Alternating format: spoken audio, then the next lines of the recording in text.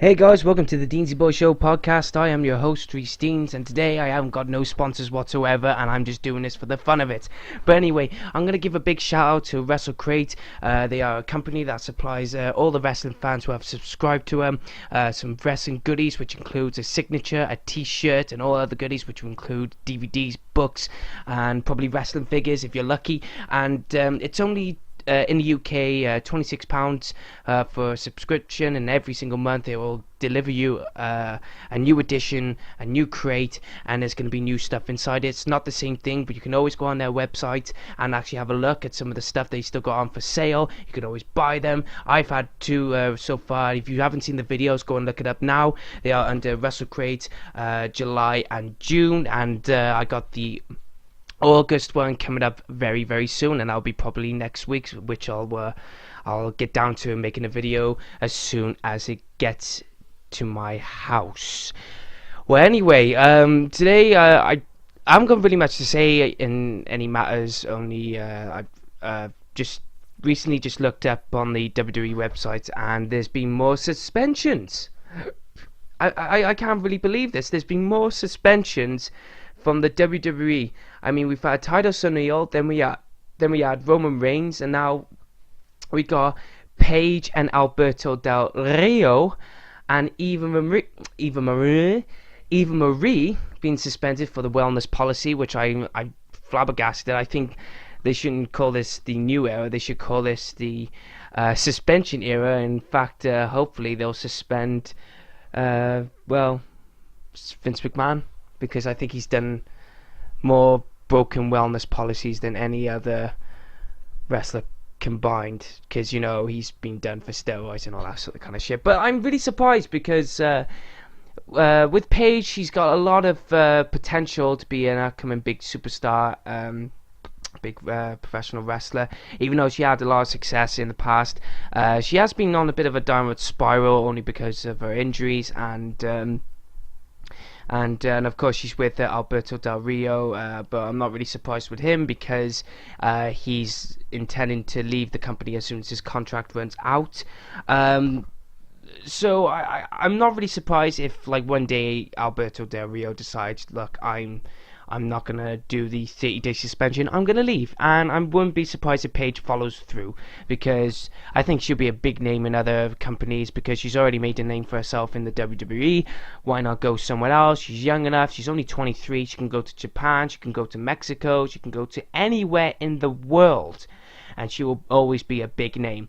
One wrestler I'm really surprised is Eva Marie, because they're beginning to have a little bit of a push for her for the way she's acting in her matches. Well, when I say matches, she hasn't had any, because the way she's done it, she's always trying to avoid wrestling, which is a good way, because as much as we criticized her for her ring abilities, it's only right that they did not put on the shows, but turn her into a heel, thinking, I don't need to wrestle her, and she's always it's a sign that she's always trying to avoid the matches by doing something stupid, or trying to get out of situations by undoing her bra or something like that, which was going well until the wellness policy comes up, and I don't know the valuable reason of that cause, but we'll probably get down to it, or get to hear from her later on in the next 30 days or so. But I think they're going to be trying to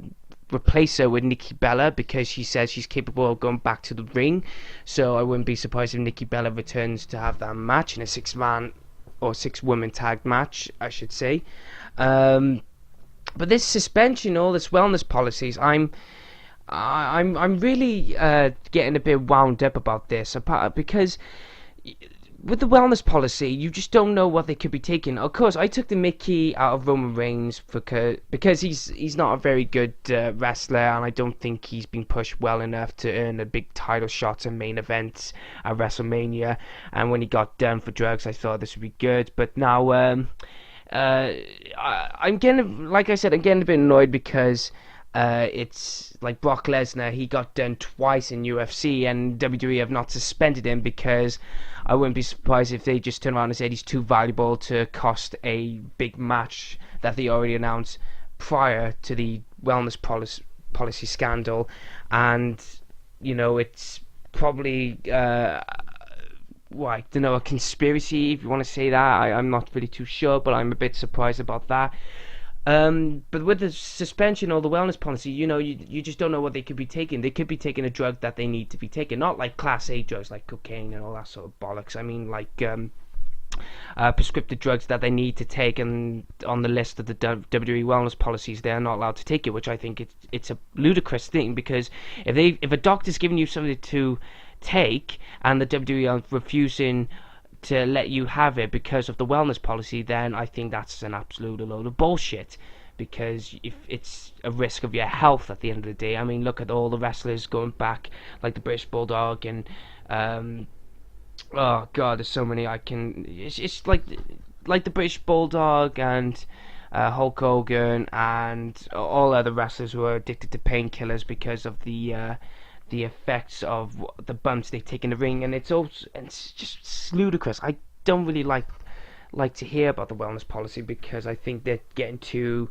health and safety friendly, and it's costing and getting down a bit with the wrestling, because I just don't really understand it, because I'm stuttering now just to think, why are they doing this? And the thing is as well, it's wrestling. Of course you're going to take a bump. It's not going to go down well. You're going to get some pain. You need some medication if it's worse. And I'm not saying they should take it because, I got a pain, it's going to last a week, but don't worry, I'll take some medication for the sake of it. I'm not saying that. I'm saying, like, they should, if they are in pain, then they should be taking something that's prescribed to them from their official doctors. I mean, I know, like, they're only trying to keep the wrestlers health safe and all the safety protocols and that, but at the end of the day, we need a full explanation into the value of the wellness policy, and I think they're suspending people for the fucking sake of it, in my opinion. But anyway, moving on, we got SummerSlam around the corner, and I figured that with this podcast show, I'll give you my predictions on who is going to win and who will lose, and I won't go into so much detail about the matches. I can't really fuss about it, but hopefully it'll be good to see these matches, and I know it's going to go on for 5 hours, but I think it'll be worth it, because on Sunday as well, I'm going to watch Attack Pro Wrestling's new show, I Can't Believe It's Not Winter Slam, at the Walkabout in Cardiff, and I'll try and do some videos, like a quote-unquote live reaction videos, and post them on YouTube, and give you the benefit of seeing what Attack Pro Wrestling is like. It's a brilliant company, it's a brilliant promotion, they've got a lot of talent there, and it'll be good. And then to go home, to go back to one of my mates' flat and watch the SummerSlam, it'll be even more better. But here we go. I got the list up now, and I'm going to start with the supposedly six-woman tag match, but now it's turned into a 2-on-3 handicap match with Carmella, Becky Lynch, and Naomi versus Natalia and Alexa Bliss. I don't know. I can't really describe. I reckon Naomi, Becky Lynch, and Carmella might win. But I'm not really too sure. But I haven't been following that kind of storyline. I think they just thrown that into the picture. The first match in the best of 7 series with Cesaro and Sheamus. I know they can put on great matches, but I bet you when it comes down to the third or fourth match, it's going to get boring as soon as it comes around the corner. But on that note, I think Cesaro might win it. In all honesty, I think Cesaro will win it. The Intercontinental Championship, Apollo Crews versus Miz. I'll say the Miz with the help from Maurice. That's all I can say on that one. Enzo and Cass versus Chris Jericho and Kevin Owens. Well, with the push Kevin Owens is getting, and he's getting a lot of support and help from Chris Jericho, but because I'm a big fan of Enzo and Cass, I'll go with Enzo and Cass because they need the push as soon as possible. So, because coming into this match now, they're a big popular tag team who are making a name for themselves in the WWE, and they should have this push because in this next match, following on with the New Day v Gallows and Anderson, I go for Gallows and Anderson because there are rumours that the New Day are splitting up. But I think Gallows and Anderson would be good tag team champions, so I'll go for Gallows and Anderson. And it would be good to see Enzo and Cass versus Gallows and Anderson in the next pay-per-view for the tag team title, for the tag team championships. Sasha Banks versus Charlotte for the women's championship. I go with Sasha Banks retaining because I think it would be pointless if Charlotte retains it. It will just be a bit of a downfall really if they actually let Charlotte have the women's championship back, and it will how can I say it, bring down Sasha Banks' persona and big potential future, because I mean Sasha Banks is now billed as his most popular female competitor alongside with Bayley, and you know, if they just somehow just turn around and went, yeah, and you're not going to be the women's champion no more, I think that would just be a waste of time. So they need to keep Sasha Banks with the title, if I am honest with you. Rusev versus Roman Reigns for the United States Championship. Well, I might go for the Rusev to win, only because if Roman Reigns just comes in and wins the title, I just don't know. I wouldn't be happy. I think they just pushed it too soon, and they need to keep Rusev as a monster, you know, even though he's got this beautiful, oh, Lana. Anyway, I reckon Rusev will win, or I just think he'll win. I'm not too sure on that one. I'm not a fan of Rusev or Roman Reigns together. Just not. John Cena versus AJ Styles. AJ Styles, hands down, he's got to win it because he's the one that's going to be staying a lot longer than John Cena is, and John Cena needs to give AJ Styles the push to be a bigger and better star for the upcoming main events. I mean, that's just, it's got to be done. AJ Styles needs to win because he is an ultimate star in the company. He just has to. Dean Ambrose versus Dolph Ziggler. Dean Ambrose retaining, obviously. I don't think they'll just give Dolph Ziggler the title straight away. I think they only just started giving him the push, and he needs to get back in the spotlight, and that's what I think. Finn Balor versus Seth Rollins for the WWE Universal Championship. I hope Finn Balor wins, because I know Seth Rollins, he's the current, like, you could say, one of the faces of the company, but you need future stars to have the right potential. And because Finn Balor has got this talent now where he can use it to attract fans and attract, like, a global impact, to have him win it, it'll be a good leadership, and it'll be someone new and fresh. You know, we've had Seth Rollins in the main event and title picture for quite a while, so give someone new and upcoming the bigger and better opportunity. I'm not saying take Seth Rollins out of it. I'm just saying just let him sit back, enjoy it, like what Roman Reigns is doing now with the United States title. You know, like the pursuit of it. That's what I think. And finally, Brock Lesnar versus Randy Orton. Brock Lesnar. I'm sorry, but he's only just won his UFC fight with I can't remember his name. And I only just started talking about him in the last episode, so forgive me if I don't remember his fighter's name.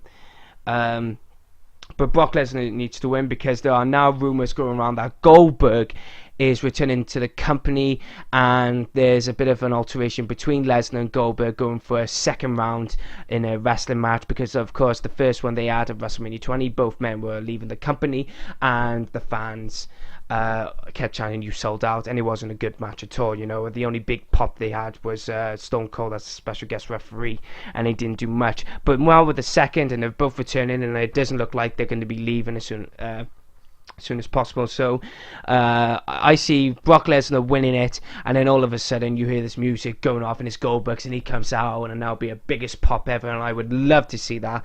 I love to see the big build up now to Lesnar v Goldberg. It doesn't matter about part-time versus part-time, as long as they don't put it as a main event, that is, I'm fine with that, because you do not need to have a big build-up match and put it as a main event. You don't need that. You can always build a big match and put it in somewhere like down in the middle of the show. That's what they do, and I think with John Cena v AJ Styles, putting it in the middle of the show or somewhere towards the end, but not as the main event. And that's what I think will happen at SummerSlam. I think it'll be a good show. I reckon it will do very well than the previous shows they had, and I think it will do well this year as one of the better pay-per-views. I think it'll be better than WrestleMania by far.